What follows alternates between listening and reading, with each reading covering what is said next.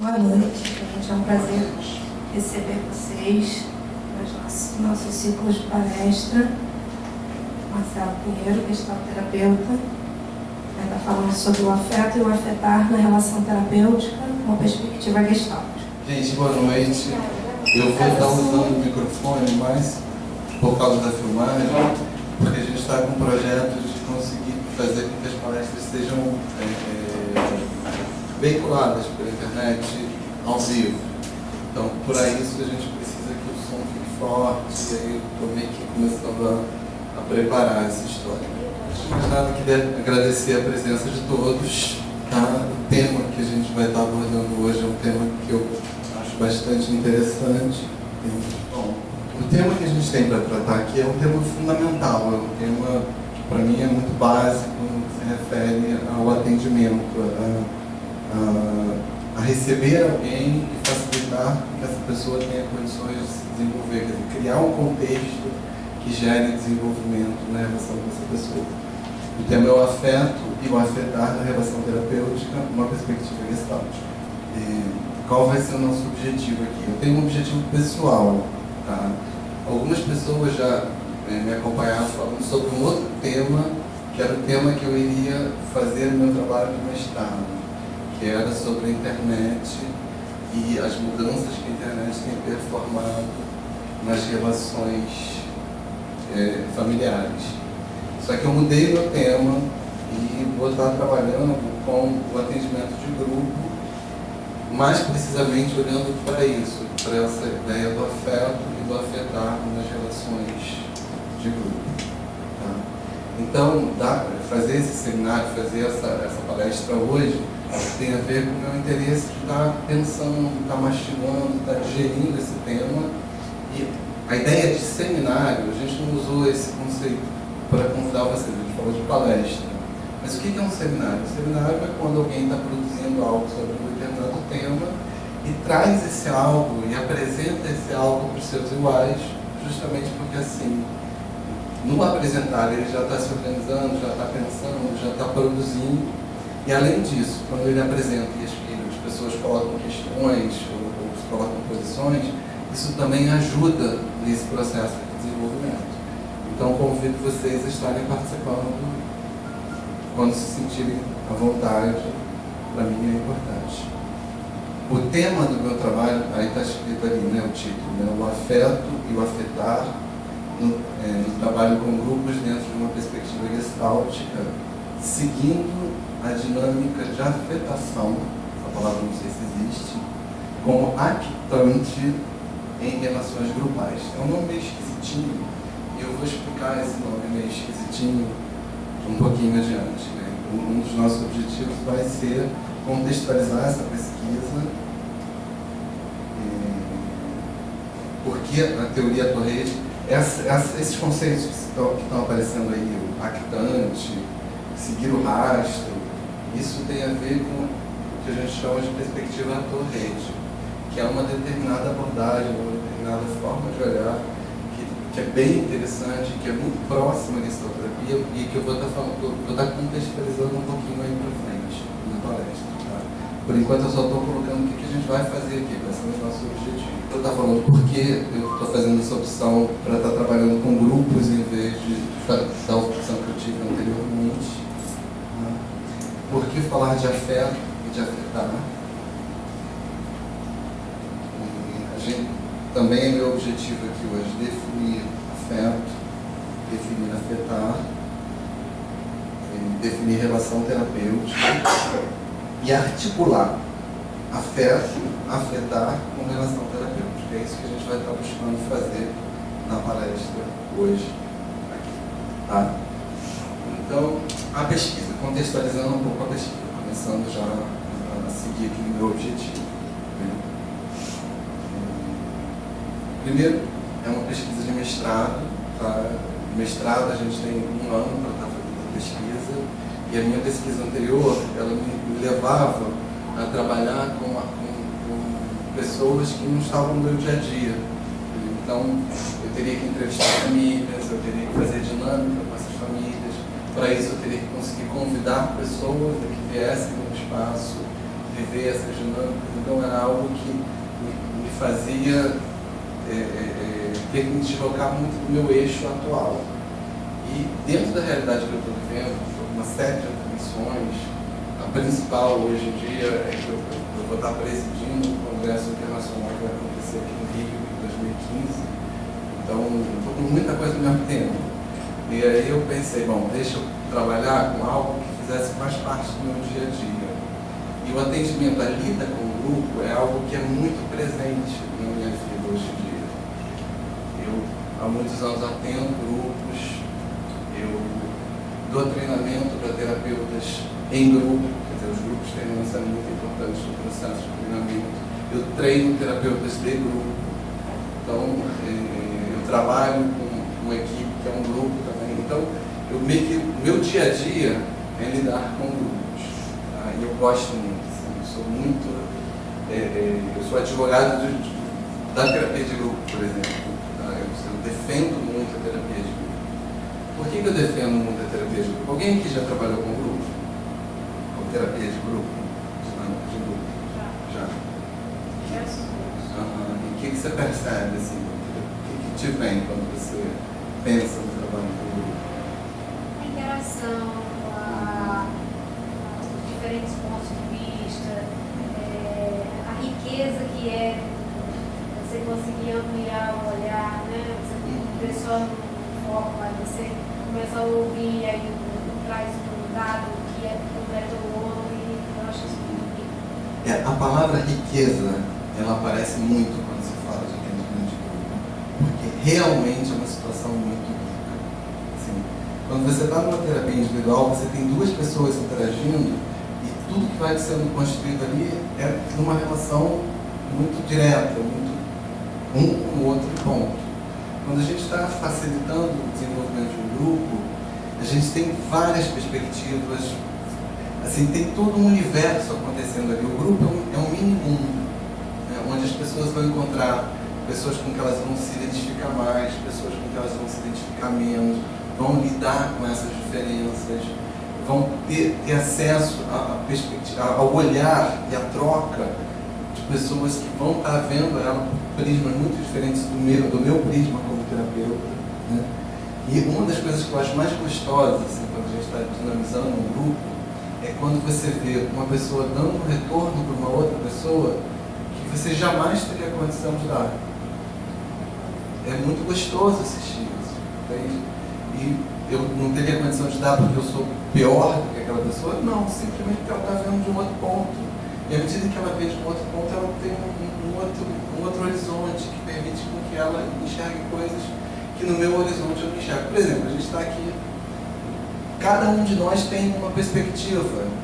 Eu olho essa sala onde eu estou e eu não vejo porta aqui. Vocês olham, vocês veem a porta, mas vocês não veem a janela. Quer dizer, então, cada perspectiva faz com que a gente enxergue algumas coisas, com que a gente fique mais sensível a algumas coisas e menos sensível a outras coisas. Se a gente tem um grupo, se a gente consegue facilitar que a troca aconteça de uma forma rica nesse grupo, que as pessoas possam estar trocando, a palavra é trocar, não tem muito como fugir dessa palavra. Se as pessoas possam estar afetando umas às outras, a gente tem um contexto extremamente interessante, extremamente produtivo. Por incrível que possa parecer, assim, muitas vezes as pessoas se abrem mais no grupo do que se abrem no atendimento individual. Assim. Muita gente tem essa imagem, não, a pessoa vai chegar no grupo, não vai falar nada, vai ficar... Quando a gente convida pessoas que vêm com a ideia de terapia individual, para que elas participem de um grupo, a primeira coisa que as pessoas falam, eu vou chegar lá, eu não vou falar nada, eu vou ficar quieto. Eu sempre tive vontade de filmar essas frases para depois comparar com o que acontece. Normalmente as pessoas que falam que vão ficar mais quietas, as que falam mais. E no grupo o que acontece? Assim, vamos pensar, fazer uma hipótese aqui. Digamos que uma determinada pessoa tenha como questão muito forte a sexualidade e não se sente nem bem para trazer essa questão para a terapia individual, por algum motivo. Tá? Quando ela entra no grupo e as outras pessoas trazem as questões e falam da própria sexualidade, isso convida ela a mexer nesse campo que ela nem no primeiro momento estava pensando em mexer, entende? Então isso faz com que as pessoas se coloquem, às vezes, muito mais do que elas estavam se colocando no atendimento individual, por incrível que possa parecer. Então, o que eu estou querendo mostrar? Eu estou querendo mostrar a riqueza, o valor e a importância do atendimento de grupo. E aí vou estar frisando um outro aspecto. Assim. O atendimento em grupo é muito pouco divulgado na nossa realidade. A imagem que as pessoas têm de terapia de grupo, a imagem que as pessoas têm de psicoterapia é da terapia individual. Se você sair por aí perguntando, o que é uma psicoterapia? Descreve para mim, as pessoas vão falar, é um velhinho fumando charuto ou fumando cachimbo, um divã e essas duas pessoas interagindo. Essa é a imagem que a população tem de psicoterapia e essa é a imagem que grande parte dos psicólogos têm também sobre psicoterapia. O que vocês acham disso? Vocês acham coerente? Vamos pensar um pouquinho. A gente está num país em que 90% da população não tem dinheiro para pagar um atendimento individual de uma forma que dê ao terapeuta uma condição de vida boa, assim, razoável. Como é que num país com essas características a gente permite, a nossa classe permite que as pessoas tenham enxerguem como produto do nosso trabalho algo que está fora do poder aquisitivo da maioria das pessoas? O que vocês acham disso? Para mim, isso é um atestado de incompetência da nossa classe. Faz sentido o que eu estou falando? Só eu penso isso?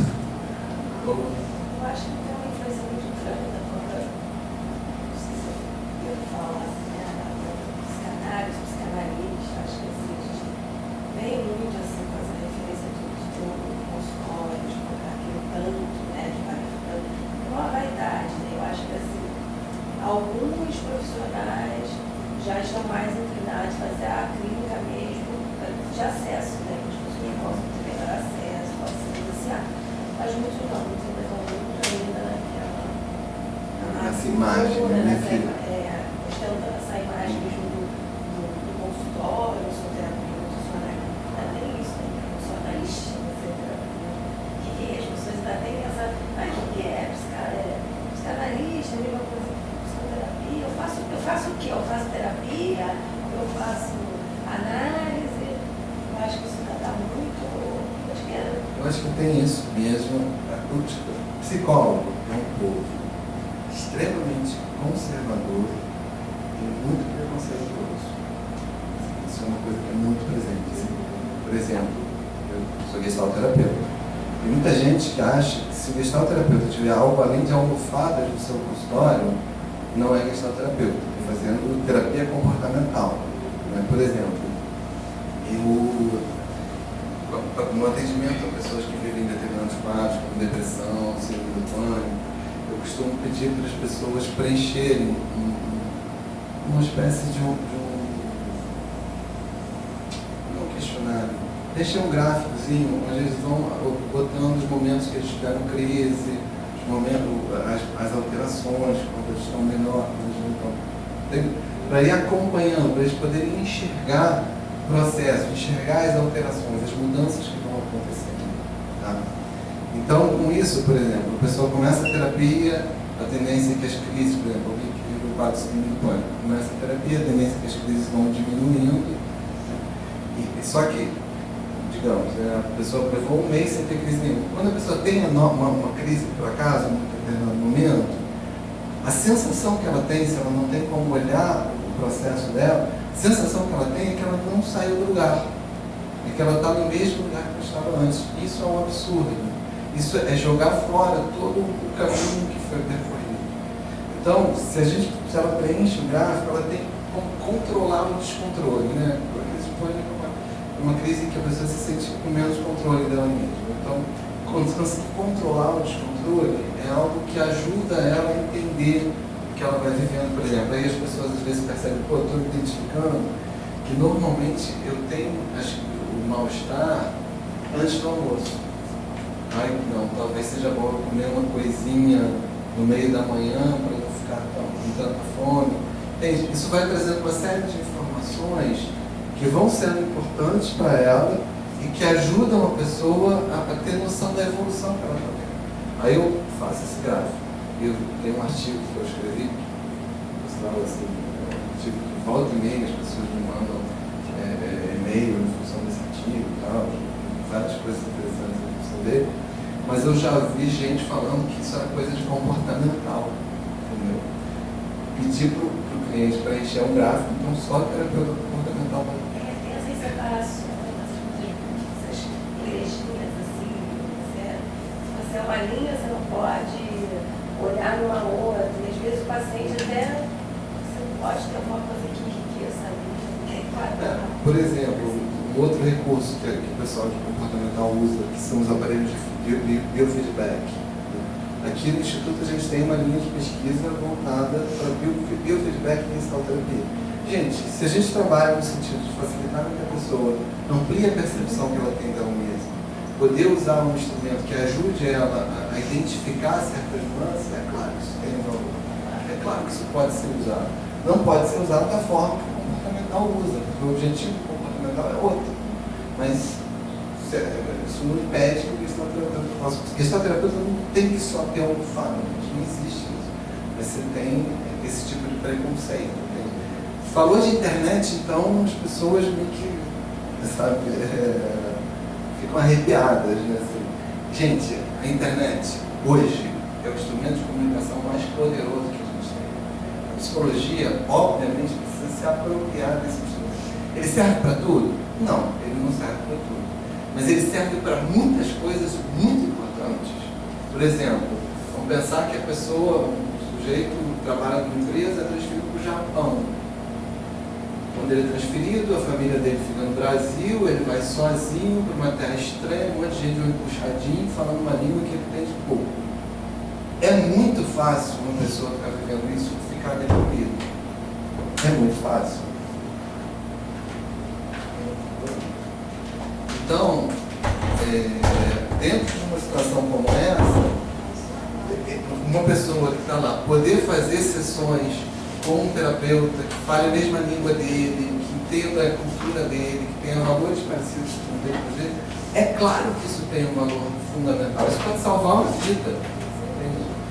Então, óbvio, o contato pessoal é muito mais rico do que o contato via internet, é evidente. Mas isso não significa que o contato com a internet não tem o seu lugar. E a gente vê assim, uma resistência enorme dos psicólogos em se aproximarem desse meio e tal. Então, isso é muito próprio da nossa classe, que é coerente. Assim, rigidez e insegurança são coisas que andam muito próximas. E a nossa área é uma área muito difícil. É uma área que traz muita insegurança mesmo. É uma área em que as coisas são pouco palpáveis. É uma área que a gente mexe com a gente mesmo quando a gente está estudando, quando a gente está produzindo. Então, é uma área que é muito mais fácil um físico se sentir seguro na sua prática, se sentir seguro nas suas certezas, vamos dizer assim, por mais que hoje em dia, no ápice da física, a gente percebe que isso não é bem assim, do que um psicólogo. Então, essa espécie de insegurança gera naturalmente uma certa rigidez mesmo, é própria da nossa classe. Mas vamos lá, vamos voltar para o caminho que a gente está seguindo. Então, eu tinha falado que eu ia falar um pouquinho sobre a teoria Torres, que é a teoria que norteia essa pesquisa que eu estou fazendo, né, em relação aos grupos. Por que eu fiz a opção de buscar esse suporte da teoria Torres? Primeiro porque hoje em dia a gente tem, os gestalterapeutas estão começando a dar orientação de mestrado. Ainda não tem uma pessoa que é gestalterapeuta, mas não está dando como gestalterapeuta. Na UFRJ tem uma outra pessoa que está entrando lá naqueles meandros. Então, a gente ainda precisa buscar outras perspectivas para estar trabalhando junto. Tá? E a perspectiva da Torres, ela é muito próxima. Ela lida com questões que são muito parecidas com as questões que a gestalterapia lida. Tá? Essa teoria, ela dentro da social? Ela não, na verdade, algumas pessoas ligadas à psicologia social estão se apropriando dessa forma de olhar. Mas ela não se restringe à psicologia social. Na verdade, alguns autores da perspectiva Tourette são até bastante críticos em relação à psicologia, como a psicologia sendo meio que uma ciência moderna, em certo sentido, moderna no sentido de apoiar em princípios que têm características muito coerentes com o pensamento moderno. Mas alguns terapeutas, alguns psicólogos estão trazendo essa forma de olhar e estão buscando pensar a psicologia social a partir dessa forma, dessa perspectiva. Que é uma perspectiva que busca uma postura não moderna. O que é buscar uma postura não moderna? É buscar uma postura não objetivista, não metafísica. O que quer dizer isso? Assim, e aí essa é uma das coisas que aproxima a gestalterapia da perspectiva Tourette. Com o que Husserl se debatia, com o que os existencialistas se debatem? Os existencialistas se debatem por uma possibilidade de você olhar para o ser humano como se ele fosse uma coisa, como se você pudesse enxergar o ser humano como um objeto. Isso a gente chama de objetivismo.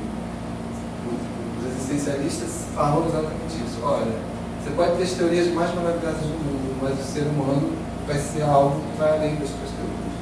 Se você olha para alguém e fala que ele é isso, então isso pode ser perfeito, mas no instante em que você profere essa frase, ele já é outra coisa. O ser humano está em eterna transformação, está em eterno movimento. O ser humano, ele não pode ser desligado do seu contexto, ele só faz sentido dentro do seu contexto.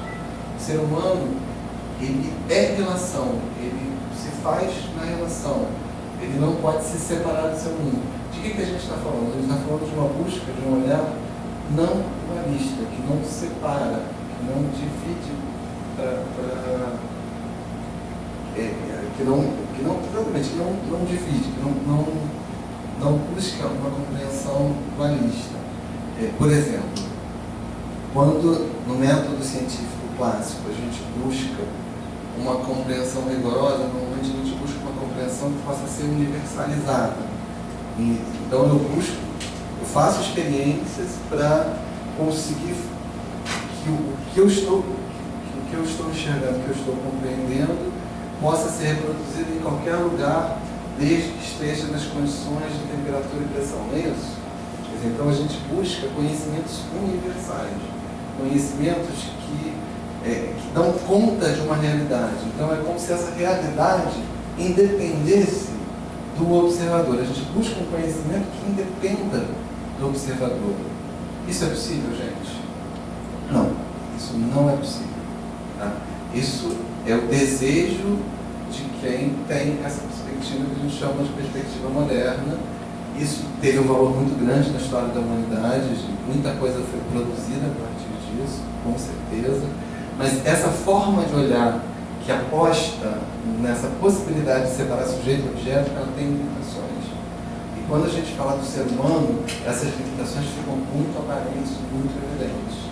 Então, a busca do existencialista vai no sentido de não olhar o humano como coisa, de pensar a condição do humano, não o humano como se ele fosse um objeto. Entende? Então, é uma busca de um afastamento dessa perspectiva moderna, dessa perspectiva que busca uma compreensão metafísica. Deu para entender isso? Foi claro assim? Pode perguntar e questionar. Então, esse gesto, essa busca, ela aparece tanto na perspectiva Tourette quanto numa perspectiva como a gestáltica. Assim, dentro da nossa forma de olhar, sujeito e objeto a gente não tem como separar. Só pensar na noção de self em gestalterapia. Então, vou recordar um pouquinho a noção de self em gestalterapia. Self em gestalterapia não é uma espécie de euzinho que está lá dentro da gente. Self em gestalterapia é um fenômeno de fronteira. Self não é nem indivíduo nem meio. É algo que se dá na relação, é algo que acontece na relação. Isso mostra como, dentro dessa perspectiva, a gente busca um olhar que não separe, que não seja dualista. O Gestalt terapeuta, quando está diante do seu cliente, ele não está tentando reduzir o cliente à teoria dele. Ele está tentando construir um espaço de troca que tem os ingredientes necessários para que essa pessoa siga o caminho que for coerente com o que sirva para ela. Por que ele faz isso? Porque ele não acredita que as teorias dele deem conta daquela pessoa que está na frente dele. Porque ele não acha, ele não se arvora a saber mais do que o outro sobre ele mesmo. Entende? Então a gente está falando de um mesmo gesto, de uma mesma busca, de uma mesma procura. Quais são as diferenças da teoria do Reid? Uma diferença envolve aquela palavra actante, que eu coloquei ali como actante em relações grupais. Que sentido tem essa palavra? Alguém sabe, gente? Que sentido tem a palavra actante? Alguém pode falar nisso?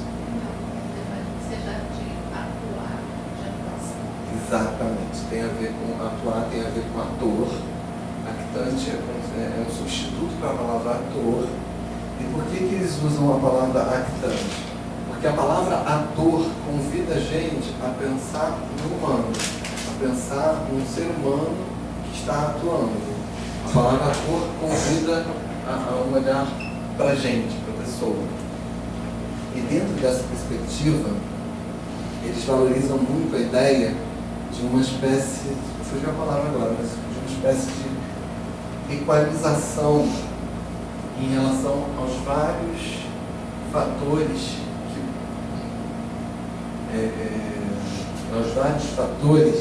que performam realidade, que performam cultura. O que eu quero dizer com isso? De que eu estou aqui falando e tem uma câmera ali me filmando. Essa câmera mexe com a minha forma de falar. Eu estou aqui falando e tem um microfone. E esse microfone mexe também na minha forma de me posicionar, na minha forma de atuar, na minha forma de estar aqui. Então, de uma certa forma, isso aqui é gente? Não é gente. Isso aqui é meio que um misto, né? Uma coisa, é um objeto que tem cultura aqui, porque ele é um objeto construído. Então, ele é uma espécie de um androidezinho, mas ele deixa rastro no que a gente está vivendo. Ele gera efeito, entende? Dentro da perspectiva da rede, ator é tudo e qualquer coisa que deixa rastro, é tudo e qualquer coisa que afeta, é tudo e qualquer coisa que gera impacto. Então, quando a gente pensa dentro dessa forma de olhar, a gente não pensa só colocando os humanos como protagonistas, a gente pensa colocando qualquer coisa que deixe rastro como protagonistas. Por isso usar a palavra actante, não usar a palavra ator. Por causa dessa referência direta que a palavra ator faz à pessoa. Entendeu? Você está dizendo então que numa narrativa um objeto pode ser um protagonista e o humano ficar fora disso? Está no fundo, na verdade. A gente está falando de uma rede de muitas conexões e de uma rede em que cada nozinho vai gerando efeito nos outros nozinhos. Por exemplo, eu vou falar da minha pesquisa anterior. Minha pesquisa anterior era sobre os efeitos da internet nas relações entre gerações dentro de uma família. A internet gera efeitos na relação entre gerações dentro de uma família. Na palestra que eu dei lá na Estácio, eu usei uma imagenzinha de dois netinhos mexendo no computador, tentando ensinar uma avó. Aí você via a avó com a cara perplexa diante do computador e os netos mostrando para ela como ela deveria fazer alguma coisa. É claro que isso mexe na relação que esses netos têm com essa avó. É claro que isso mexe na forma como eles olham para essa avó. Por exemplo, quando eu era pequeno, meus pais sabiam tudo mais do que eu. Eu não lembro de alguma coisa que eu pudesse falar assim, eu sei isso melhor do que eu pai. Hoje em dia é assim, gente. Hoje em dia mudou. Quem sabe mais do controle da televisão, gente? Quem sabe muito mais? grande, tem muito botão, eu não consigo gravar. Eu peço à minha filha, como é que bota na mão dele dela? Reclama, você não grava. Exatamente. Óbvio que essas coisas geram diferença. É óbvio que a tua filha, que sabe muito mais que você, de controle remoto, provavelmente da internet, é óbvio que ela vai olhar para você diferente do que eu olhava para o meu pai, do que eu olhava para a minha mãe. Entende? A relação de autoridade, a relação de saber e poder se transforma. A internet, como a gente está falando, é o recurso de comunicação mais poderoso que a gente tem dentro de Hoje, olha, os pais assim, coitadinho, não sabe nada. Gente, então, um dos aspectos que está gerando essa diferença, tem muitos outros. A gente está falando da aceleração do desenvolvimento científico. Mas vou olhar para a internet, vou eleger a internet como importante. A internet está gerando essas coisas. Entende? Então ela deixa rastro, ela gera efeitos. Independente dela ter sido produzida por um humano, ela gera efeitos. Uma crença religiosa, deixa rastro, gera efeito, provoca consequências, tem consequências. Então, dentro dessa perspectiva, se olha para o mundo, se olha para a construção humana, para a construção cultural, como uma rede em que qualquer coisa ali pode gerar transformação, se busca trabalhar no presente, da mesma forma que disse a terapia, trabalhar no presente no sentido de não ficar preso a caixas pretas. O que eles chamam de caixas pretas? Eles chamam de caixas pretas aos conceitos já pré-estabelecidos, as crenças já arraigadas. Dentro dessa perspectiva, o que interessa é namorar as coisas sendo produzidas, as situações sendo construídas, antes delas virarem padrões já pré-determinados, pré-concebidos. Entende? Então, de que a gente está falando? A gente está falando de uma perspectiva que valoriza o quê? Valoriza a relação, valoriza uma busca de compreensão das formas como as relações se dão. Você lembra alguma coisa, gente? Lembra o quê? Lembra que está terapia. Tem uma proximidade muito grande, tem algumas diferenças, com certeza, mas em termos do tipo de busca, em termos de onde a ênfase é colocada, que a ênfase é colocada nas relações, tem muita proximidade. Então tem sido muito interessante olhar, e aí dentro da proposta desse trabalho eu vou estar olhando para o que hoje em dia é meio que a minha vida, né? Porque eu vivo cercado, vivo em grupo o tempo todo, pensando, olhando para a gestalterapia à luz da perspectiva atual. Superação do dualismo, já expliquei isso, subjetivismo, ênfase nas relações, também já falei sobre isso, impactante ali também já falei. Vamos lá. Porque grupo também já falei, né? pela riqueza e pela coerência que tem, divulgar grupo, ampliar as possibilidades de atendimento de grupo. Isso é um valor que a gente estabelece aqui no Instituto, que é um valor para a gente muito importante. Volta e meia eu falo isso, devo já ter falado para algumas pessoas assim. Na nossa primeira turma, o atendimento de grupo era opcional. A partir da segunda turma, ninguém passa por esse lugar sem atender grupo. Entendeu? Isso tem sido muito gratificante. A gente vê o aluno chegando assim meio, tem grupo, cara. É obrigatório, tá, vamos lá, mas assim, ver o aluno chegar sem muita paixão pelo grupo, e à medida, aí tem uma coisa interessante, né? Porque na prática clínica aqui, os alunos começam a fazer primeira entrevista provavelmente uns 2 meses antes de começar a fazer atendimento de grupo. Tá? E aí o que a gente assiste? Quando o aluno ainda não está trabalhando com grupo, ele faz a primeira entrevista e ele quer colocar todo mundo no atendimento individual. Então ele fala assim, poxa, olha só, essa pessoa aqui, o tema dela é sexualidade, cara. Como é que ela vai falar de sexualidade no grupo? Não dá. Vamos botar no atendimento individual. Assim. A tendência toda é nessa direção. À medida em que os alunos começam a fazer trabalhos com grupos, começam a ver o grupo acontecer, a ver como as pessoas como os grupos vão construindo cumplicidade, e como essa cumplicidade vai dando condição a que a troca se aprofunde cada vez mais, à medida que eles vão assistindo isso, se inverte. Aí querem colocar todo mundo para ser atendido no grupo. E é muito gostoso acompanhar isso, é muito gostoso ver pessoas meio que se encantando de fazer esse tipo de prática. Como eu trabalho muito com o grupo, eu já falei sobre isso, em função da riqueza do grupo, em função da coerência com a nossa realidade. Também isso. Por que falar em afeto e afetar? Aí é bem interessante, né? O nascimento do termo. Daí eu vou contar um pouquinho sobre uma prática que é muito presente na perspectiva do rede, que é a de você fazer relatórios de campo e buscar deixar o campo te levar. Isso tem a ver com buscar criar condição para que os temas que surjam sejam temas que sejam construídos já na relação com o campo. Dentro do método de pesquisa mais tradicional, a gente vem com uma pergunta, tá? De preferência com uma hipótese bem delineada, e busca enxergar se essa hipótese pode ser confirmada ou não. Dentro dessa perspectiva, a busca vai num sentido bem diferente. Então, voltando a contar como é que foi nascendo o tema. Dentro disso, o que eu fiquei pensando? O que eu fiz? Bom, então vou fazer um trabalho sobre o grupo, mas de que eu vou falar sobre o grupo? Gente, tem milhares de coisas para falar sobre o grupo. Então, por exemplo, eu posso falar sobre a mudança de postura dos alunos em relação ao atendimento de grupo ao longo do curso. Eu posso falar sobre características do atendimento de grupo.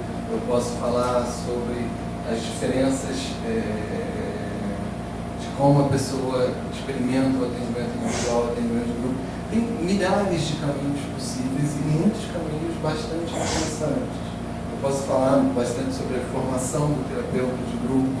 E aí eu falei, caraca, tudo bem, eu adoro o grupo, tem esses caminhos todos, para que caminho eu vou? E aí não tinha uma resposta para isso. E aí eu comecei a seguir meio que a tradição lá da Torrede. Comecei com essa mudança para atendimento de grupo, a minha mesa virou meu campo de pesquisa, entendeu? Porque no meu consultório eu atendo grupo, no meu consultório eu dou supervisão ao atendimento de grupo, no meu consultório eu acompanho grupos de terapeutas. Então, meu dia a dia passou a ser meu campo e eu comecei a fazer relatórios sobre as coisas que eu vivia. E aí começou a se desenhar esse tema. As coisas que me pareceram mais importantes e que eu me via escrevendo eram sobre os fatos que se davam e que afetavam as pessoas, assim, as situações que mobilizavam as pessoas, né? E fiquei muito pensando sobre o quanto o grupo mobiliza o outro. Dizem que o maior medo da humanidade é falar em grupo. Por que o maior medo da humanidade é falar em grupo? Você está falando diante de um grupo, né? Então você não tem controle de como as pessoas vão te escutar, você só vai saber se você falou bem ou não, só vai poder ter certeza quando terminar a fala. Então você se coloca em risco diante do olhar do outro, de como o outro vai estar te vendo. E como isso é forte, como isso marca. É muito diferente alguém contar uma história para uma pessoa e alguém contar essa mesma história para um grupo, não é diferente? Eles não percebem que tem uma força diferente, tem um peso diferente, uma energia diferente. Então eu comecei a ficar meio que olhando para essa história, dessa energia, dessa força. E o que acontece? O que teoria Torrede investiga? Teoria Torrede investiga e deixa rastro, o que afeta. Então, falar de afeto, falar que deixa rastro, falar do afetar, é algo que é muito coerente com terapia e é muito coerente com a perspectiva Torrede. Então esse tema, ele meio que foi sendo construído dessa maneira bem dentro do estilo que foi proposto pela perspectiva Torrede. Aí vamos lá, vamos pegar a definição de afeto, que aí já começa a chegar perto da tua pergunta, né? Então, para estar pesquisando isso, eu comecei a pensar, vou ter que olhar a ideia de afeto de muitas formas. Tá? Para hoje, eu olhei no dicionário mesmo, tá? Mas certamente vou ter que aprofundar essa pesquisa E também vi alguns artigos, vi um pouquinho da origem da palavra, que o afeto vem do afetar. Nesse dicionário aparecia como uma disposição de alma, sentimento, amizade, simpatia, nutriu por mim um grande afeto, por exemplo, de como usar a palavra afeto, mas é interessante assim, que num primeiro momento fala do afeto sempre como algo positivo, como um sentimento positivo. E aí esse mesmo dicionário que bota aqui na psicologia teria a ver com aquilo que age sobre o ser. A sensação é um afeto elementar. Que aí tem um pouquinho o que você estava perguntando, né? Mas na verdade, assim, ele colocou junto, né? O afeto com o sentimento junto. Porque eu aprendi que é uma coisa inseparável. Assim, no momento, depois mas é separado, depois que eu estava buscando a sua definição de afeto, e se você pudesse diferenciar com o sentimento, para ver se é a mesma coisa que eu aprendi. Ao longo da minha fala, eu acho que vai ficar claro a minha definição atual de afeto. Mas certamente, ao longo dessa pesquisa que está iniciando agora, para mim, vai ser muito importante ver várias perspectivas de afeto. Se bem que o que vai estar me interessando tem a ver com essa perspectiva que eu vou estar apresentando, que não está ligado nem só aos sentimentos positivos. Né? Quando eu penso afeto, e o que me faz pensar, olhar para essa ideia tem a ver com o que eu penso. Tá? Eu penso afeto como uma mobilização que envolve sentimentos, que pode ser uma mobilização positiva ou negativa também. Para mim, a raiva é um afeto. Assim, é um tipo, é um afeto que não é positivo, mas é um afeto. Não seria mais um sentimento do que um... Eu não aprofundei esse termo afeto, pensei que estava aprofundando. Mas a impressão que me dá é que afeto envolve sempre algo bom, enquanto que sentimento é mais amplo. É bem essa primeira definição que ele coloca ali, né? Como um sentimento positivo, como uma valência positiva, de uma certa maneira. Mas esse mesmo dicionário coloca dentro da psicologia teria a ver com agir sobre. Então, já fica uma coisa um pouco mais ampla.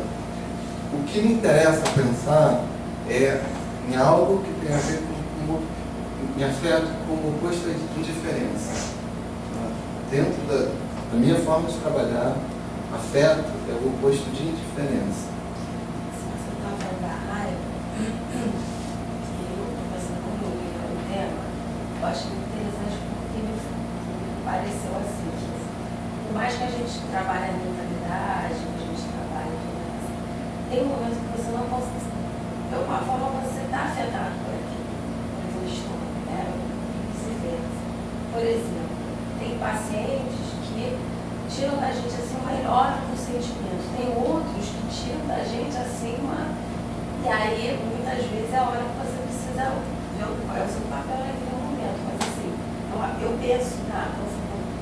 Na palestra, eu pensei que é isso. O paciente que nos convoca a sentimentos de amor e em alguns momentos sentimentos também de uma raiva, de que a gente não vai pensar aqui, mas que mexe com a gente de alguma forma. Eu não sei se é mais ou menos isso. É bem por aí que eu estou pensando a ideia de afeto. A ideia de afeto, para mim, tem a ver com algo ligado ao que mexe com a gente. Por isso que eu falo. Por isso que eu coloco o afeto como o oposto à indiferença. Indiferença, quando alguém é indiferente para mim, é que aquela pessoa e nada é a mesma coisa. É como se ela não mexesse comigo. É como se ela não me importasse. Então, eu nem tenho um sentimento positivo, nem tenho um sentimento negativo. Ela é nada. Na verdade, quando eu vou estar falando em relação terapêutica um pouquinho para frente, e uma das coisas que a gente coloca como fundamental numa relação terapêutica rica é a ideia de confirmação. E o oposto à confirmação é justamente indiferença.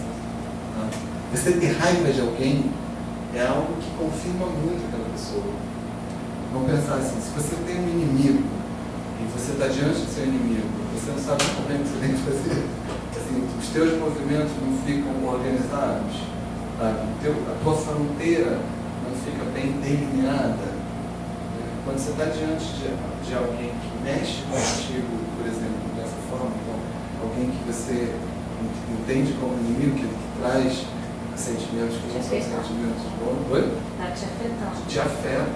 te afeta de uma forma estruturadora. Você se estrutura diante daquilo ali. Você sabe que você não pode dar mole, você sabe que você precisa estar na defensiva. Isso estrutura a tua conduta, estrutura a tua forma de ser naquele campo. O oposto disso é a indiferença. Quando você está diante de algo que é indiferente a você, você pode pular, espernear e você não vai afetar esse algo, esse alguém. Isso é extremamente desconfirmador. Isso transforma a pessoa em nada. Isso hoje a turma estava colocando um psiquiatra atendendo uma pessoa, e o psiquiatra atendia e escrevia ao mesmo tempo, e quem estava sendo atendido falava coisas, e você via que o psiquiatra não estava nem escutando o que estava sendo dito, e essa pessoa, nesse contexto, exatamente, viveu algumas descobertas e pensou, e se viu meio que em condições de seguir o próprio caminho. Para o psiquiatra, aquilo e nada era a mesma coisa. O psiquiatra estava demonstrando ali uma indiferença. O prateado não podia fazer o que quisesse ali, que não ia atingir, que não ia afetar, que não ia mudar a forma daquele psiquiatra de enxergar o prateado. Então, isso é o oposto de confirmação. Isso é o oposto de um dos ingredientes fundamentais para uma relação terapêutica. Estou tentando ir com você, mas eu tenho que limpar a minha definição para poder me agenciar com essa senão eu não estou conseguindo. Porque eu aprendi assim, né?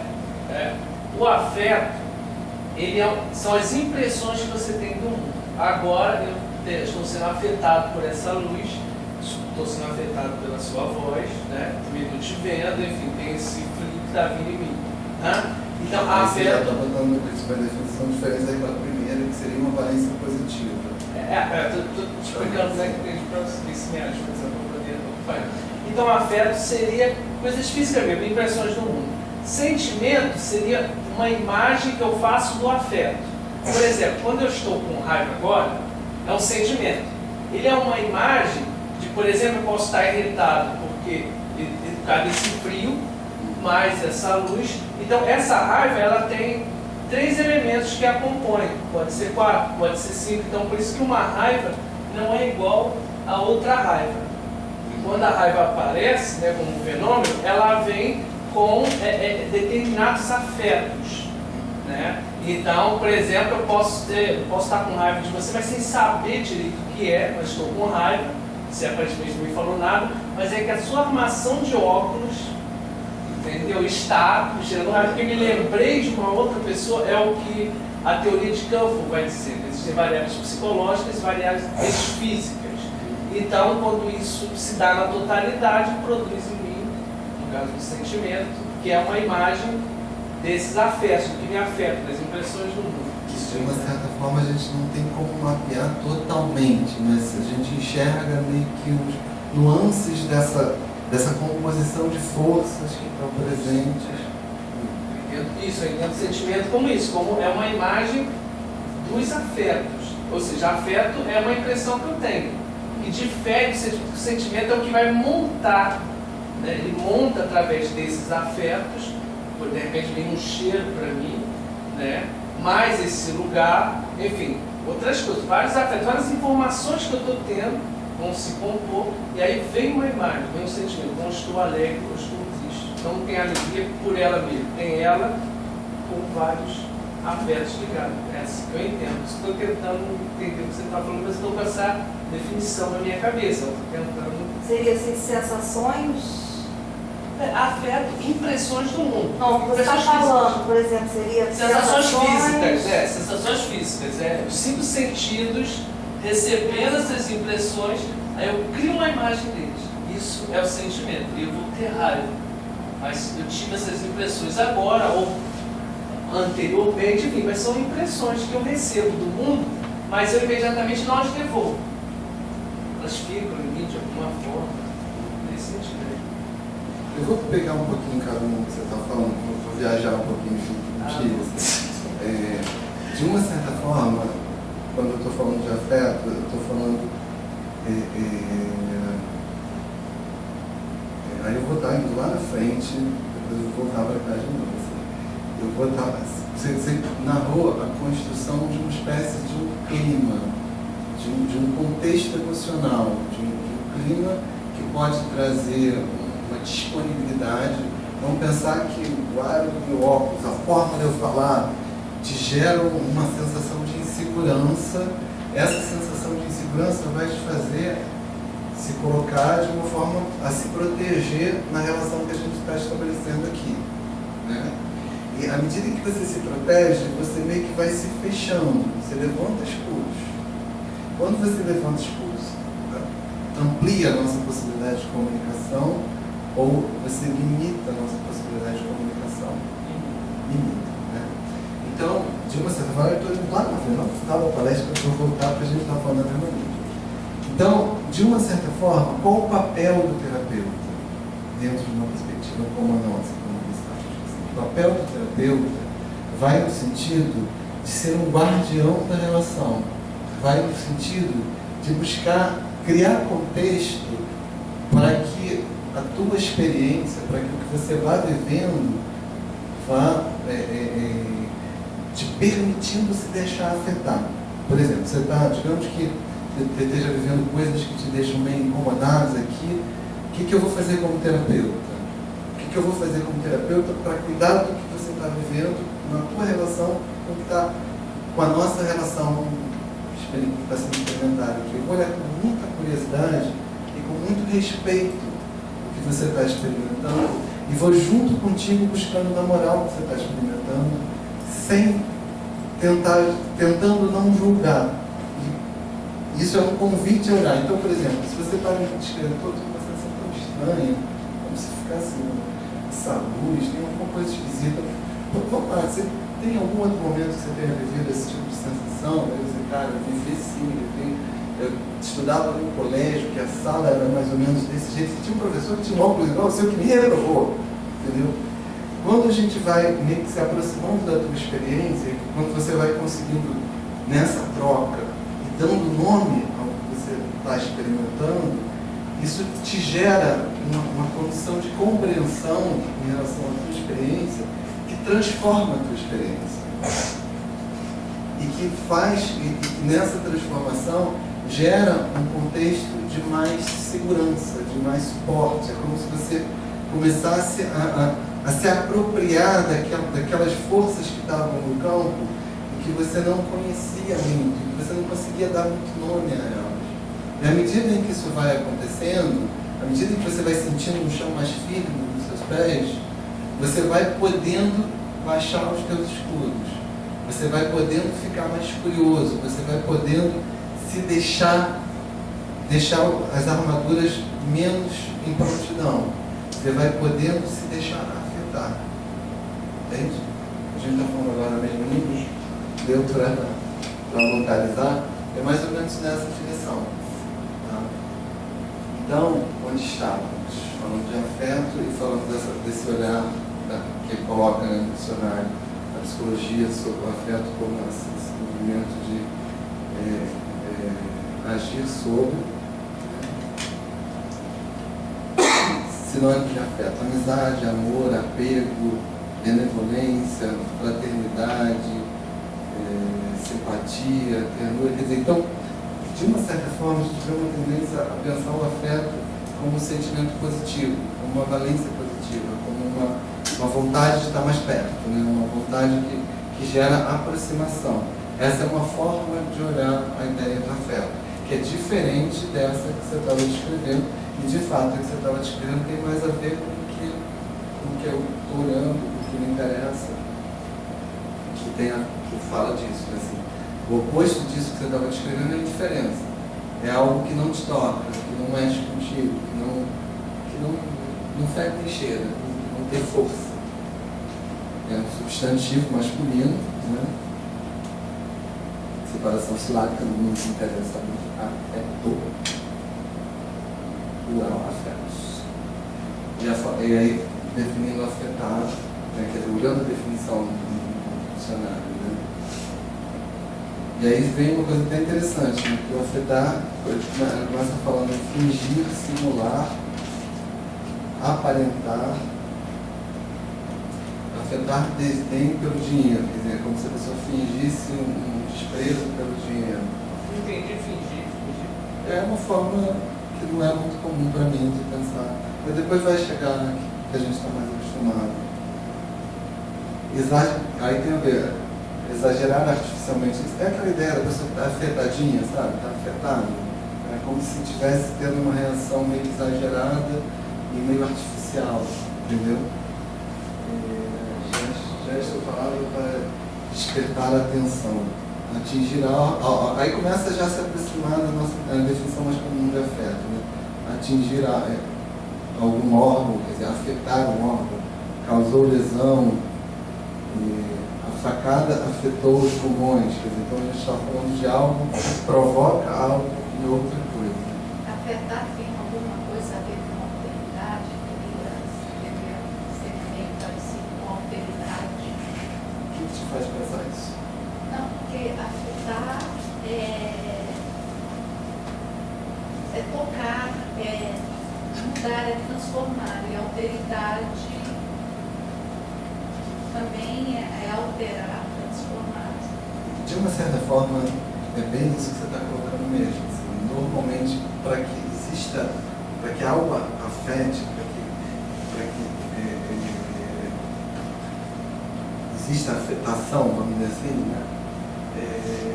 Precisa existir alguma diferença mesmo.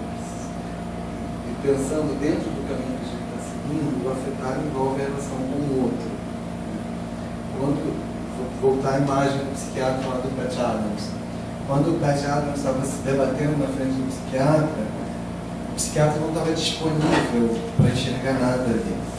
Então, o que o Pat Adams fazia não afetava ele não se deixava afetar. Então não tinha diferença. Ele olhava para o Pat Adams e ele via a ele mesmo. Por que ele via ele mesmo? Porque ele via as teorias dele sobre o Pat Adams. Entende? Então é como se ele cobrisse aquela pessoa com um manto que tem a ver com as crenças que ele tem como psiquiatra. E não houve uma alteridade. Então não tem um outro ali para ele. Entende? Ele não vê um outro. O Martin Buber fala de uma forma muito rica sobre isso. Né? Quando ele usa aqueles conceitos de relação eu-isso, relação eu-tu. O que é a relação eu-isso dentro da perspectiva buberiana? Relação eu-isso é uma relação que eu tenho em que eu coisifico o outro. Na verdade, eu olho para o outro e eu vejo no outro os meus objetos.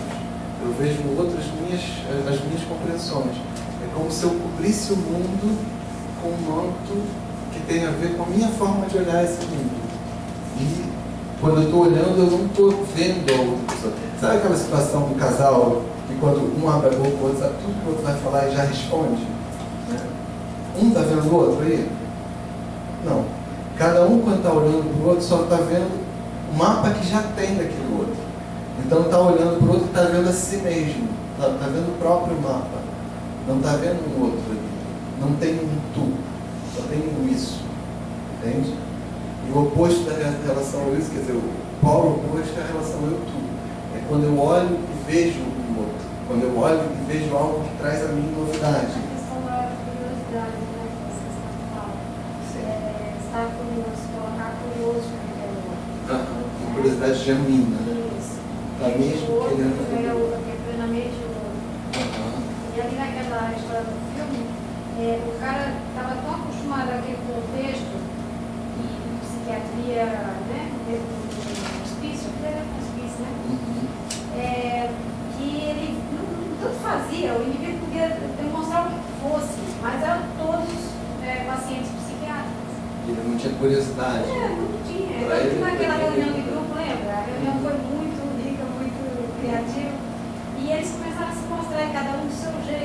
Mas ele não quis saber disso, ele saiu fora, ele ficou zangado. Exatamente. Nessa cena que ela está escrevendo, assim, teve uma situação de grupo em que os clientes começaram a brincar uns com os outros, e aí começaram a rir juntos, começaram a se afetar um ao outro ali, a viver coisas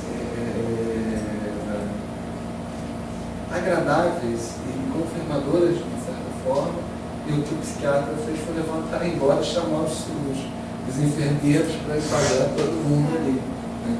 Porque eles não estavam agindo da forma como o psiquiatra queria que eles agissem.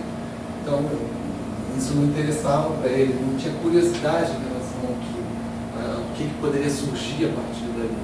Então, aquilo não afetava o psiquiatra. Na verdade, até afetava, mas não no sentido de algo que fosse interessante, no sentido de algo que precisa ser reprimido, descartado, só está atrapalhando. Então ele não estava curioso para o que poderia surgir a partir dali. Ele estava irritado com aquilo que estava atrapalhando o caminho que ele queria seguir. Então, não existia ali um interesse em construir um terreno comum. Entende? Vou pegar o exemplo que a gente estava falando aqui. Se você me conta que tem uma estranheza, eu posso desprezar totalmente a tua estranheza e não me interessar por isso. E aí eu não estou me interessando nessa construção de um terreno comum, nessa construção de acompanhar o outro onde o outro está. Né? Que na verdade, acompanhar o outro onde o outro está não significa negar aonde eu estou, mas significa encontrar o ponto a área de interseção entre onde eu estou e o outro está. Né? Quando a gente fala nessa perspectiva correta, desse movimento de ir ao campo e deixar que o campo traga o tema, não é bem que o tema vai sair do campo, o tema não sai do campo, o tema sai da relação que esse pesquisador está estabelecendo com aquele campo. Se eu chego no meu campo já com todas as minhas hipóteses, querendo confirmar a minha forma de olhar, é como se eu não desse muito espaço para o campo. Eu não estou disponível, eu não estou interessado em de que forma aquele campo pode me surpreender. Eu estou interessado em encontrar o que eu quero encontrar. Essa outra forma convida a que eu me aproxime do campo e eu me deixe tocar pelo campo. Esse deixar tocar envolve encontrar os pontos que tem energia na minha relação com aquele campo, não é na relação de um outro pesquisador com aquele campo, é na minha relação com aquele campo. Dentro dessa perspectiva, a gente pensa sempre em saberes localizados, em verdades que são úteis dentro daquela realidade, não em verdades universais, não em verdades que vão servir para todo lugar. São úteis naquela realidade e, muito provavelmente, se alguém numa outra realidade tem contato com aquela verdade, com aquela forma de olhar, isso vai levar impacto para lá, porque vai trazer novidade. Entendeu? Faz sentido alguém? Não, quando você falou isso, eu lembrei do casal que estava tratando, que é o casal oposto, que fala de dois tipos de contato. Contato evidencial, que é esse que ele está diante de mim, eu quero procurar alguma coisa que confirme que eu quero ver alguma coisa ali. Então eu vou para buscar algo ali, né? Afirmar uma teoria, sei lá o que for. O contato contemplativo é aquele que eu vou despretensiosamente, contemplando aquilo que possa surgir, e dali vamos ver o que acontece. Exatamente isso. O que você está descrevendo num olhar gestáltico, numa relação terapêutica, é que é exatamente a mesma coisa que o investigador, dentro de uma perspectiva do Rede, busca na relação que ele tem com o campo que é o dele, que é essa busca de se deixar afetar. Esse se deixar afetar, se deixar tocar, deixar que surja um tema que seja interessante ali, isso fala de uma negociação entre as partes que estão presentes ali. Não é que eu vou ver o tema que é importante para o cliente, não é isso. Eu vou contemplar e as coisas vão impactar. O impacto está em mim também. Entende? A gente está falando de algo que mexe comigo e que mexe com aquela pessoa que está na minha frente. Então, olha como é diferente uma coisa da outra, né? Vocês percebem o quanto a gente está falando de de um mesmo estilo, de uma mesma forma de posicionamento. Só que Seria interagir juntos? sim, seria buscar interagir e nessa interação vai estar surgindo o caminho que vai fazer mais sentido. É buscar se aproximar do campo e deixar que emerja o que mexe em mim naquele campo. E o que eu mexo naquele campo também. Né? Tem uma autora que tem essa perspectiva que fala muito das perguntas interessantes. O que são as perguntas interessantes? São perguntas que geram respostas interessantes. São perguntas que mexem com quem está se colocando e que trazem coisas que são ricas para aquelas duas pessoas. Não é rico para a pessoa que está sendo entrevistada, é rico para aquela troca, rico para aquilo que está sendo construído ali. Tá? Aí é interessante, né? Porque quando a gente olha para a palavra afeto, de uma certa forma, na definição que surgiu no dicionário, apareceu para mim muito uma valência positiva do afeto, que para mim olhava só para um lado do afeto, que não era só o que me interessava, para mim interessava o afeto de uma maneira geral, tanto o afeto positivo quanto o afeto que traga outras possibilidades. E quando a gente olha o afetar, você vê que a definição vai muito no sentido negativo, no sentido de algo que não é bom. Né? E para mim, quando eu penso em afetar, eu penso nas várias possibilidades do afetar. Né? Quando você olha uma paisagem ou algo, outro dia a gente estava vendo um casal, e um dos dramas do casal é que o marido ele se vê encantado pelas mulheres. Então ele olha para as mulheres. Isso gera uma reação enorme na esposa. A esposa se sente muito desqualificada, desvalorizada quando o marido olha para as mulheres. A gente estava conversando sobre isso, porque é um casal lindíssimo, é um casal riquíssimo. Os dois fazem muito bem um ao outro em muitos sentidos. E aí a gente estava conversando sobre isso. Caramba, olha só, vocês estão brigando com a indústria dos cosméticos, vocês estão brigando com as novelas, vocês estão brigando com toda uma mídia que valoriza os corpos, que valoriza... É um peso tão grande para um casal, né? Porque são tantos os apelos. As mulheres são fogo, né? Na boa. Então, com os 18 aninhos, 19, 20 aninhos, usam tudo quanto é recurso de sedução. Aqueles cabelos lá, cabelo coroa, aquele topzinho que vem até aqui. E aí, quando os homens olham, os homens estão errados. Né? Na verdade, é claro que é uma coisa que não é à toa que as mulheres se colocam assim. Isso tem a ver também com os homens. Sabe, é uma coisa que fala dos dois lados, fala dos homens e fala das mulheres. Mas por que eu estou falando disso? Porque eu ia usar esse exemplo para falar do afeto, do afetar. Né? Então, essa mulher super produzida afeta ele, mexe com ele, gera efeito nele. E aí ele olha e aí se afeta. Porque a mulher dele não mexe com isso.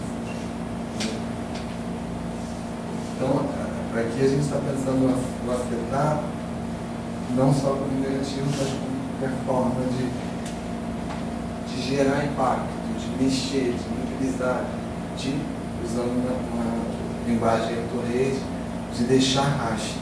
Quer dizer, o afetar é o deixar rastro, de uma certa forma. Sinônimo de afetar. Aparentar, que vem daquela visão do fingir, né? Atingir, fingir, prejudicar, simular. Mas só coisa feia.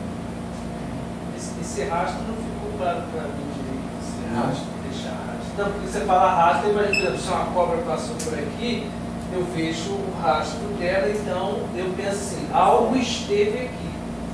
Seria nesse sentido? Exatamente. O que o Bruno Latour, que é quem defende muito a teoria Torres, tem muitas outras pessoas, mas ele ficou como meio pai da criança, né? A gente só pode identificar o ator a partir do rastro. Entende? Por mais que a gente diga que uma determinada figura é a figura central de um determinado contexto, a gente só tem como saber se aquela figura é a central daquele contexto se é ela a que marca o contexto, se é ela que deixa o rastro. Entende? Então, deixar rastro aqui tem a ver com afetar, com produzir mudança, produzir movimento, produzir novidade, produzir diferença. Entende? Então, deixar rastro é trazer algo de diferente para aquele contexto. Não necessariamente lembranças, mas lembranças também. Por que eu falo não necessariamente lembranças? Porque uma das coisas bem importantes dessa perspectiva tem a ver com pesquisar o presente, pesquisar o rastro acontecendo, sabe? Pesquisar o ator performando, a coisa se dando. Né? Por exemplo, vou contar um pouquinho assim, como é que foi nascendo essa forma de olhar. Essa pessoa, o Arthur, ele foi fazer uma pesquisa lá não sei, em um país muito distante, no local, fez essa pesquisa, e quando ele estava lá fazendo a pesquisa, ele pensou, ele ligado à antropologia, né? Pensou, pô, mas caraca, por que eu estou vindo aqui no fim do mundo pesquisar uma coisa que a cultura não tem nada a ver com a minha? Por que eu não pesquiso a minha cultura? Então eu vou fazer assim, eu vou entrar no laboratório e vou pesquisar aquela tribo que está ali. Vou pesquisar a produção científica naquela tribo, assim, vou pesquisar o que eles estão fazendo ali. E aí ele ficou, acho que uma temporada grande no laboratório só, anotando as coisas, começou a ter algumas funções lá dentro, mas estava lá só bibliotecando. E aí ele foi olhando para a produção científica e foi vendo assim, como tem muitos atores que deixam rastro. Por exemplo, se o órgão de fomento exige uma determinada produção, a exigência do órgão de fomento mexe na forma como as pessoas vão estar trabalhando, que mexe nas relações e como as relações estão sendo vividas. E aí ele foi namorando exatamente isso, assim, como a produção científica está amarrada por vários atores que, a princípio, olhando de fora, sem esse tipo de investigação, você pensa, não, o cientista vai produzir, vai investigar.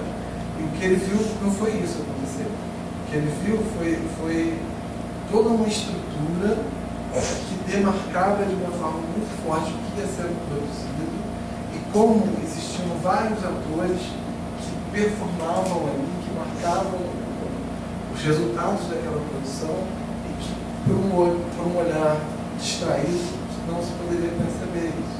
Entende? Deu para entender essa história? Como ele foi identificando que existiam atores meio que surpreenderam ele?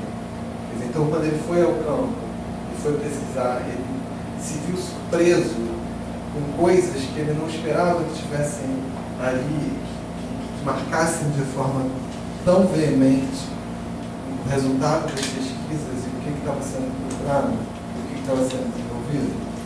Entende? Por isso que ele traz essa ideia de ator como sendo aquilo que deixa rastro.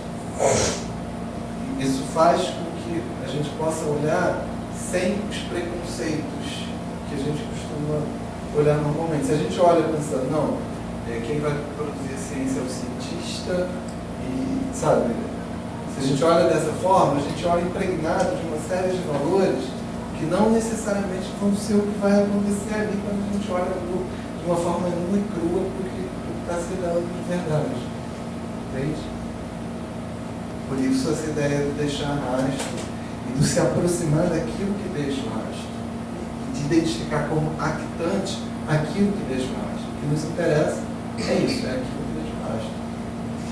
Olhar para as forças que estão presentes naquele campo, que estão marcando aquele campo, que é parecido. Aí vamos pegar o teu exemplo do ser afetado aqui por várias coisas.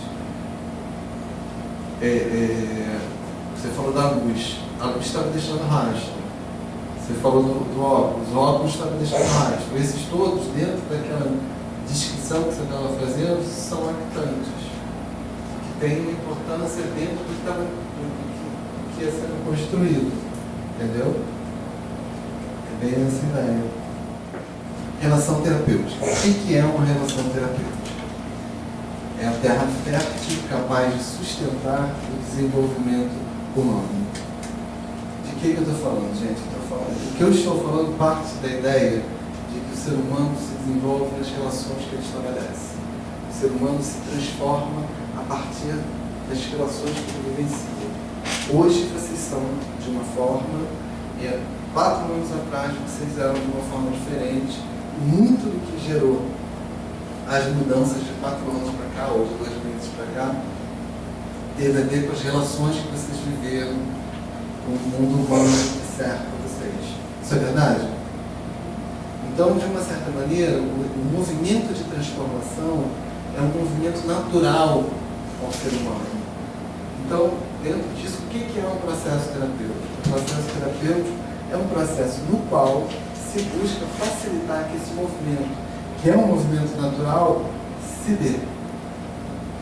E, nesse sentido, a relação terapêutica seria essa terra que pode dar sustentação a esse movimento de crescimento que é natural no ser humano. Esse movimento de deriva, de transformação, de se deixar afetar, que é natural no ser humano. O homem se transforma na relação com o outro, já foi. Espaço terapêutico como espaço capaz de facilitar o estabelecimento de relações.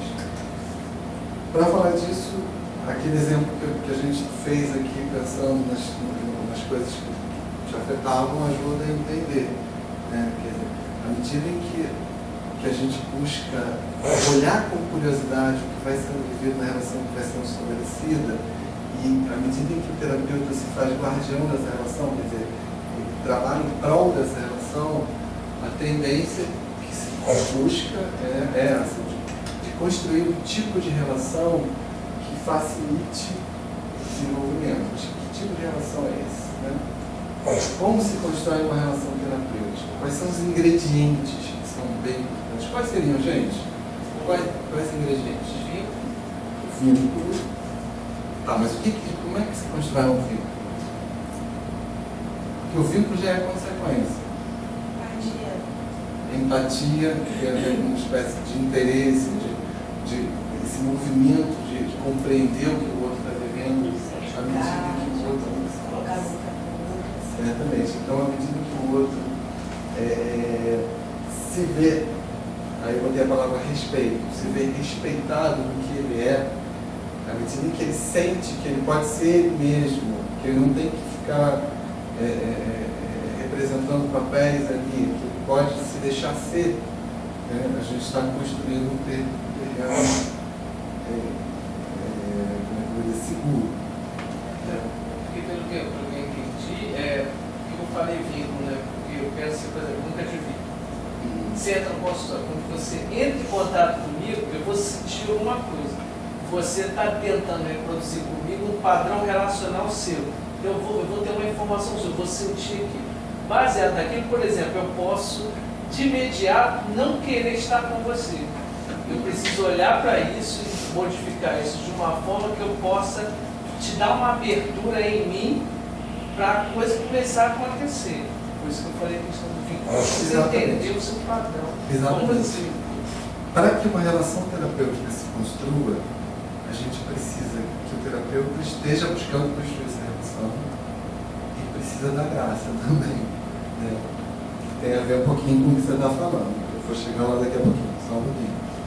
Espera um pouquinho que você vai ver. Quer dizer, então, por exemplo, um outro ingrediente seria um interesse genuíno, um interesse de verdade. Não um interesse da boca para fora, mas você está recebendo aquela pessoa e de fato para você é importante entender quem é aquela pessoa, onde ela está. Então você olha com vontade de ver, não com vontade de encaixar ela no molde, mas com vontade de compreender onde é que ela está, o que ela é, quem é essa pessoa. Então esse interesse genuíno, ele por si já é confirmador, ele por si já é terapêutico. Porque se alguém se interessa por mim genuinamente, isso significa que eu tenho algum valor, isso significa que eu tenho importância. Então isso já tem um sentido curativo em si mesmo. Isso já tem um sentido que ajuda a cuidar da autoestima em si mesmo. Presença. O que é a presença? É um pouco o oposto da indiferença. Aí eu vou dar um exemplo. Se eu estou diante do meu cliente e eu aceito ele incondicionalmente, então ele pode fazer o que quiser, que eu não vou me importar, eu estou presente? Não. Eu estou deixando ele sozinho. Então, presença envolve gostar, envolve não gostar, mas isso não significa não respeitar. Envolve estar ali também. Para existir contato entre pessoas, para existir contato entre as minhas mãos, precisa existir limite. Se não tem limite, não tem contato. Então, presença tem a ver com ter limite dessa relação. Honestidade, gente, é fundamental, né? Se você está num lugar em que você olha para a pessoa e se sente enganado por aquela pessoa, você não vai estar inteiro, você não vai abaixar a tua guarda, você vai estar o tempo todo achando que vai levar uma rasteira.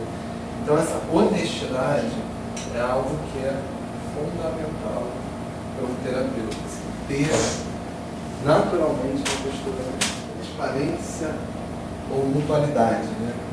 Aí eu acho que uma coisa embaixo, dentro do possível. Aí o exemplo do novo ethos, aí que entra os posters. Transparência e mutualidade dentro do possível. O que vem à mente, gente, quando eu falo essas coisas? Transparência e mutualidade dentro do possível. Por que seria importante transparência? Por que é importante mutualidade? E por que existe o limite do possível nisso? O que vem? Abertura, mostrar, só mostrar. Deixar que o outro veja onde eu estou.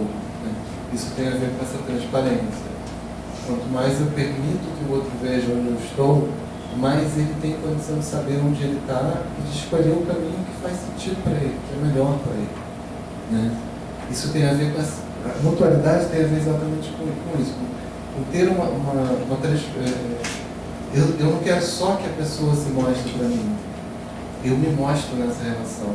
Me mostrar nessa relação não significa ficar contando para ela o que eu fiz ontem, ou para onde eu vou, mas me mostrar significa ser honesto no que eu vivo na relação com essa pessoa. E aí, dentro do possível. Por que dentro do possível, gente? Porque dentro do limite. Exatamente.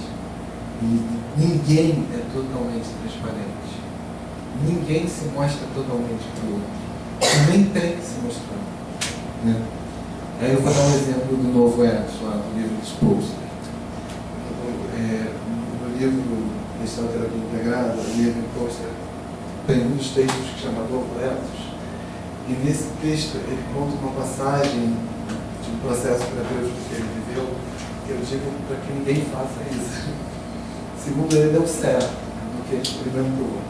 Mas é uma situação muito ousada. Alguns alunos já devem ter me visto fazendo essa descrição. Ele conta o seguinte, que ele estava atendendo um rapaz e ele estava com uma dificuldade enorme de prestar atenção no que o rapaz estava falando. Ele ficava tentando prestar atenção, pensava em prestar atenção, daí a pouco ele se via invadido por outros pensamentos, aí ele se dava conta e voltava de novo a prestar atenção, e ele não queria ficar fazendo cara de paisagem de frente do cliente. Fazer cara de paisagem de frente do cliente é abandonar o cliente, é deixar o cliente fingir que estou ali, eu não estou ali, não estou nem aí, não está me interessando, mas eu fico fingindo para não frustrar ele, para não colocar para ele que de alguma forma algo não está sendo nutritivo naquela relação. Né? Então ele umas 3 vezes tentou prestar atenção, não conseguiu. Ainda a pouco foi vindo para ele a imagem do cliente dele vestido de demônio, assim, do cliente dele demoniando ele, sabe? Foi vindo para ele a sensação de que aquela forma de falar do cliente era muito demoníaca, sabe? Que ele meio que ficava chateando ele, que era chato aquela forma. Então foi se fazendo a imagem do cliente como um demônio. Aí ele imaginou a mulher do cliente entrando na sala o cliente lá nos atos demoníacos, aí ele se imaginou seduzindo a mulher do cliente, enquanto o cliente estava lá na chatice dele, na forma chata dele funcionando. E aí a atitude dele foi fechar os olhos e narrar para o cliente a fantasia que ele estava fazendo. Do cliente vestido de demônio, da mulher do cliente entrando na sala, dele seduzindo a mulher do cliente e o cliente lá na forma demoníaca também. O que vocês acham dessa atitude terapêutica dele? O que vem à mente? Doido, com O certeza. paciente deve ter saído furioso. Isso ele de olhos fechados, né? Podia levar uma raquetada que ele já nem vejo onde veio, né? Assim. Segundo ele, quando ele abre os olhos, o paciente estava em lágrimas, estava muito mobilizado, e a partir dali se conseguiu ter uma troca viva. E a partir dali algo aconteceu em que os dois conseguiram se conectar. Porque antes a conexão estava sendo impossível. Gente, não é para fazer isso. Né? Cara, é muito arriscado, né? É extremamente arriscado. Por isso que eu falo de dentro do possível. Assim, dentro da nossa perspectiva, a gente trabalha para buscar transparência e mutualidade. Só que isso é uma meta que não vai ser totalmente atingida nunca. Tá? Dentro do possível, a gente busca que a relação que está sendo estabelecida, que está sendo construída ali, seja a mais honesta possível, a mais transparente possível, mas existem limites. Por exemplo, chega a situação típica, mais típica comigo. O cliente chega na primeira sessão e começa a falar, não, porque eu me relaciono com uma pessoa, é a pessoa com quem eu me relaciono. Isso vai deixando um ponto de interrogação na cabeça do terapeuta. Que sexo tem essa pessoa? É homem? É mulher? O que é? Cara, o cliente não está falando, ele está fazendo a opção de não falar. Eu até posso perguntar, tá, mas é menino ou menino? Mas se eu fizer isso, eu estou passando por uma barreira que ele está colocando. Naquele momento, ele está optando por manter aquele limite. Se eu faço isso, eu estou me arriscando. Vai valer a pena? Será que é bom? Será que eu ter essa informação vai ser tão importante para mim? Ou será que o fato de eu colocar a relação em risco, quando eu peço uma coisa que ele de alguma forma está sinalizando que não está sendo capaz de trazer, deixa de valer a pena? Entende? Será que vale a pena ter uma relação transparente e mútua nesse momento? Olha, quando você fala assim, eu não sei se é homem ou mulher. Entendeu? Isso seria ser totalmente transparente, mas eu estaria agindo em prol do processo terapêutico se eu fizesse isso? Eu não estou dizendo nem que se deva fazer ou que não se deva fazer. Eu só estou convidando a pensar que cada situação é uma. Talvez vocês vejam situações em que... Uma questão de tempo, depois ele possa estar trazendo essa informação. Exatamente. Assim. Então, eu não preciso impor a relação uma possibilidade que ainda não está presente. Voltando para a ideia da vinculação. Eu gosto muito da imagem de que, à medida que o processo terapêutico vai se dando, vai se construindo uma espécie de vínculo uma espécie de cordão umbilical entre o terapeuta e o cliente.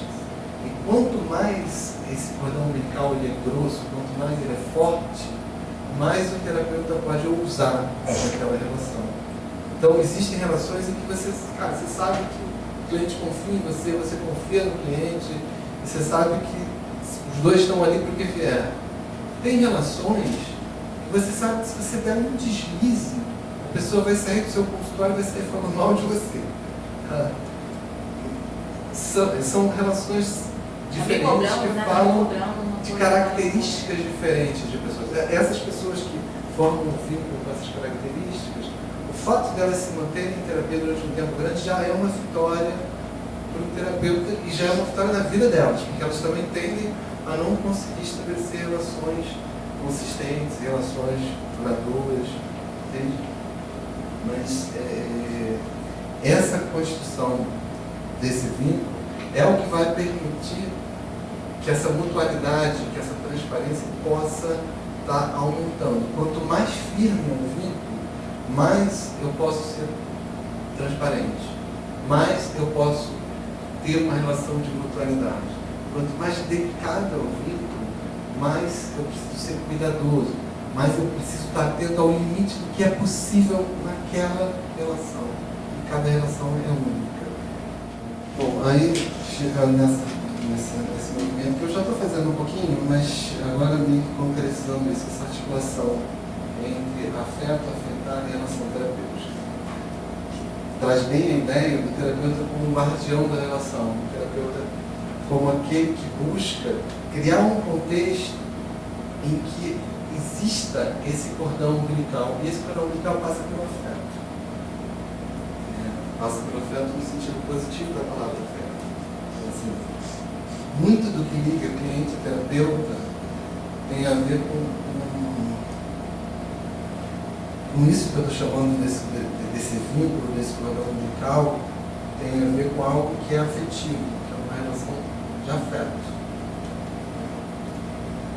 E justamente essa relação de afeto dá contexto, gera suporte para que a afetação se dê, para que o novo possa ser vivido, para que o novo possa ser colocado, para que eu possa ter uma relação de mutualidade, para que eu possa falar para o outro coisas que talvez gerem impacto nesse outro. Quer dizer, então, o terapeuta, nesse sentido, ele atua como um construtor de um campo de afetação.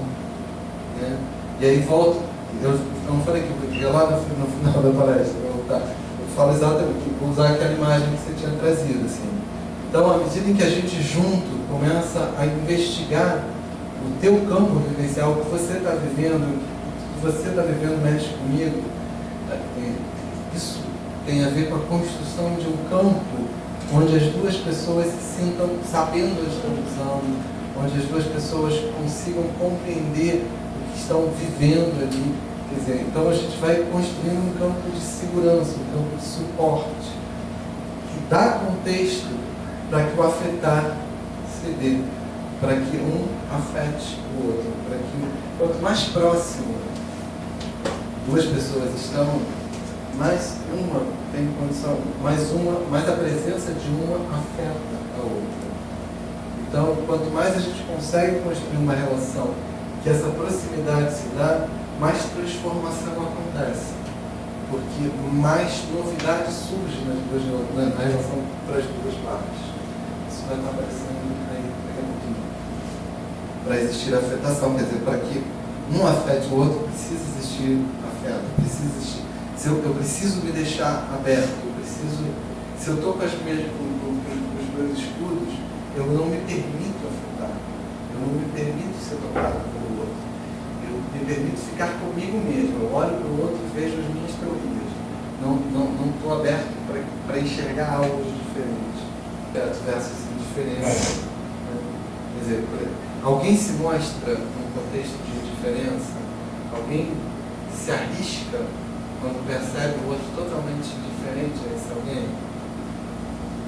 Eu queria trocar a diferença, por exemplo, o superficial, que é o que acontece com as relações, né, para não ser afetada, a pessoa coloca a superficialidade na frente como um escudo, para não deixar acessar. Isso que você está descrevendo é uma forma, mas não é tanto de indiferença, porque até quando você está falando desse escudo colocado dessa forma, você está falando assim, de uma importância que se dá a esse outro. Quer dizer, então, por exemplo, parte da pessoa que coloca o escudo não está tão presente a diferença, mas está presente pelo outro lado, talvez a presença do outro lado gere escudo. Né? O cliente precisa poder se deixar tocar, se deixar afetar. Isso eu estou falando. A pescaria não depende só do pescador, tem a ver com aquilo que eles estavam colocando antes também. Assim. O terapeuta pode fazer a parte dele com todo cuidado, com todo carinho. O pescador pode fazer a parte dele com todo cuidado, com todo carinho. Pode preparar bem a isca, jogar a linha, ficar esperando, sem se mexer, só vai pescar se o peixe morder. Então, ele não depende só dele, ele depende do outro também. Isso é o que eu estava chamando da graça, ele depende da graça. Então, o terapeuta, a mesma coisa. Ele pode ser muito hábil em buscar construir campo de confiança. Mas, se o nariz dele tem o formato do nariz da pessoa que fazia bullying com o terapeuta, com o cliente, quando ele era pequenininho, talvez nunca se consiga construir uma relação. E isso não tem nada a ver com a atitude do terapeuta. Tem a ver com todo o campo que muitas vezes a gente não vai ter como explorar. Né? Aí que fala essa questão da graça. Né? Assim, o terapeuta pode fazer a parte dele, mas isso não significa que esse encontro existencial vai acontecer. A relação terapêutica precisa poder tocar, poder afetar.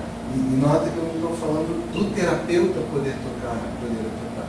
Estou falando da relação que está sendo construída ali.